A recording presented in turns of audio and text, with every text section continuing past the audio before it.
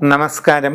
ജ്യോതിശാസ്ത്ര പങ്ക്തിയിലേക്ക് പ്രിയമുള്ള എല്ലാ പ്രേക്ഷകർക്കും ഹൃദ്യമായ സ്വാഗതം. നമ്മൾ ഇന്ന് ജ്യോതിശാസ്ത്രത്തിലെ ചില പ്രത്യേകമായ വസ്തുതകളാണ് പറയാൻ പോകുന്നത്. നക്ഷത്ര ജ്യോതിഷം അഥവാ സ്റ്റെല്ലാർ അസ്ട്രോളജിയുടെ വിവിധ വശങ്ങളാണ് നാം ഇവിടെ പറയാനായിട്ട് പോകുന്നത്. അശ്വതി മുതൽ രേവതി വരെയുള്ള 27 നാളുകാരുടെ പൊതുവായിട്ടുള്ള ഓരോരോ കാലഘട്ടങ്ങൾ എപ്രകാരമായിരിക്കാം, സാമാന്യമായിട്ടുള്ള അവസ്ഥകൾ ഓരോ സന്ദർഭങ്ങളിലും എങ്ങനെയൊക്കെ വന്നു ചേരാം തുടങ്ങിയ വിവിധങ്ങളായ വിഷയങ്ങൾ, അതാണ് നമ്മൾ ഇന്ന് പറയുന്നത്. നമ്മൾ 27 നാളുകളാണ് നക്ഷത്ര ജ്യോതിഷത്തിൽ ഉള്ളത്. ലൂനാർ അസ്ട്രോളജി അഥവാ ചാന്ദ്ര ജ്യോതിഷത്തിൻ്റെ ഭാഗമാണ് ഇവ. നിരയന ജ്യോതിഷമെന്നും പറയും. നക്ഷത്രങ്ങളെന്ന് പറയുമ്പോൾ നമ്മൾ ആകാശത്ത് ഇങ്ങനെ കൺചിമ്മി തെളിയുന്ന ആ കാണുന്ന വെറും നക്ഷത്രങ്ങളെ പറ്റിയിട്ടല്ല പറയുന്നത്. ഒരു നക്ഷത്ര മണ്ഡലം എന്ന് പറയുന്നത് ആകാശത്ത് 13.25 ഡിഗ്രി, കുറച്ചുകൂടെ വ്യക്തമായി പറഞ്ഞാൽ 13.33 ഡിഗ്രി അളവാണ് ഒരു നക്ഷത്ര മണ്ഡലം.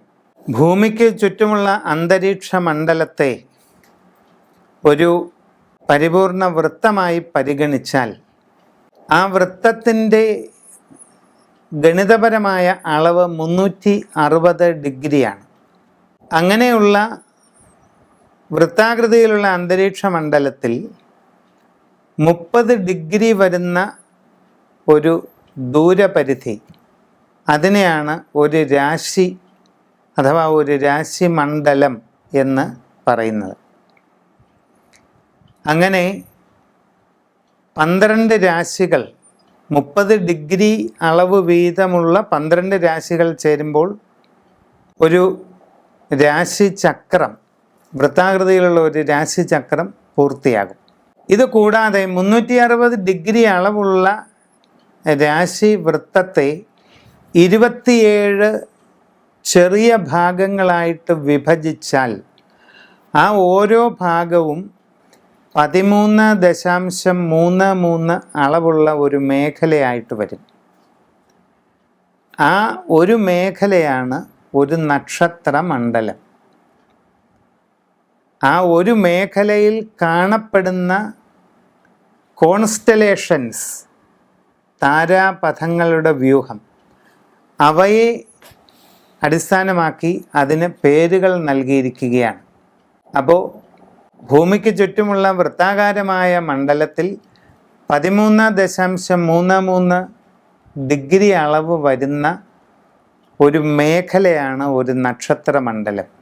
അശ്വതി, ഭരണി, കാർത്തിക, രോഹിണി എന്നറിയപ്പെടുന്നത് ഈ നക്ഷത്ര മേഖലകളാണ്.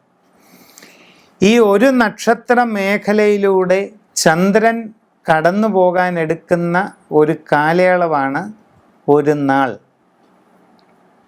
അത് ശരാശരി 60 നാഴിക അഥവാ 24 മണിക്കൂർ കൊണ്ടാണ് ഒരു നക്ഷത്ര മേഖലയിലൂടെ ചന്ദ്രൻ കടന്നു പോകുന്നത്. ഇതിനെയാണ് നമ്മൾ ഒരു നാൾ എന്ന് പറയുന്നത്. ഇതാണ് നക്ഷത്രങ്ങളെ പറ്റിയിട്ടുള്ള ഏറ്റവും അടിസ്ഥാനപരമായ കാര്യം ചുരുക്കി പറഞ്ഞത്. പൂരുരുട്ടാതി നക്ഷത്രക്കാർക്ക് നക്ഷത്രാധിപൻ വ്യാഴമാണ്. വ്യാഴദശയിലാണ് ജനനം. ബാല്യത്തിൻ്റെ ഒരു 3/4 ഭാഗവും ഈ വ്യാഴദശയിലൂടെ കടന്നു പോകും. ശൈശവകാല ക്ലേശങ്ങൾ തീരെ കുറവായിരിക്കും. ഈ ബാല്യത്തിൻ്റെ 3/4 ഘട്ടം മുതൽ യൗവനം ആരംഭിച്ച് കുറേ വർഷങ്ങൾ വരെ നീണ്ടു നിൽക്കുന്ന 19 വർഷകാലം ശനിദശയാണ്. വിദ്യാഭ്യാസത്തിൻ്റെ വളരെ പ്രധാനപ്പെട്ട സന്ദർഭങ്ങൾ, ഉപരിപഠന ഘട്ടങ്ങൾ, തൊഴിൽ അന്വേഷണം, ഇതെല്ലാം ഈ ശനിദശയിലൂടെ കടന്നു പോകുന്നത് കൊണ്ട് വളരെ ശ്രദ്ധയോടുകൂടി ചെയ്യേണ്ടതാണ്. എല്ലാ കാര്യങ്ങളും വളരെ സൂക്ഷിച്ച് കണ്ട് ചെയ്യുക. നല്ലതുപോലെ പരിശ്രമിച്ച് നല്ല ജോലി നേടിയെടുക്കാനായിട്ട് ശ്രമിക്കുക. അങ്ങനെ യൗവനത്തിൻ്റെ തുടക്കം കഴിഞ്ഞ് കുറച്ച് വർഷങ്ങൾക്ക് ശേഷം ബുധൻ ആരംഭിക്കുന്നത് യൗവനത്തിൻ്റെ അന്തിമഘട്ടം വരെ നീണ്ടു നിൽക്കും. ഈ കാലഘട്ടത്തിൽ തൊഴിൽപരമായി വളരെ അഭിവൃദ്ധി, ഉയർച്ച, വലിയ നേട്ടങ്ങൾ കൈവരിക്കുക, സ്ഥാനപ്രാപ്തി ഇതിനെല്ലാം കാരണമാകുന്നതാണ്. വീട്, വാഹനം തുടങ്ങിയ നേട്ടങ്ങൾ പലതും കരസ്ഥമാക്കാനാകുന്ന ഒരു കാലഘട്ടമാണ് ഈ ബുധദശാകാലം. യൗവനത്തിൻ്റെ അന്തിമഘട്ടം മുതൽ മധ്യപ്രായത്തിൻ്റെ മധ്യം വരെ വരുന്നതായ കേതുദശാകാലം സൂക്ഷിക്കേണ്ടതാണ്. ആരോഗ്യപരമായ പ്രശ്നങ്ങൾ ഉണ്ടാകാതെ ഇരിക്കാൻ പ്രത്യേകം ജാഗ്രത പുലർത്തുക. മധ്യപ്രായത്തിൻ്റെ മധ്യം മുതൽ വരുന്ന ശുക്രദശാകാലം വാർദ്ധക്യകാലം വരെ നീണ്ടു നിൽക്കുന്നു, 20 വർഷം. പൊതുവെ ശാന്തവും സ്വസ്ഥവുമായി ഈ ശുക്രദശാകാലം കടന്നു പോകേണ്ടതാണ്. നിങ്ങളുടെ ജനനത്തീയതി സമയവും അനുസരിച്ച് ജാതകമുണ്ടാക്കി അതിൻ പ്രകാരമുള്ള പരിഹാരം ഈ ഘട്ടത്തിൽ ചെയ്യുക.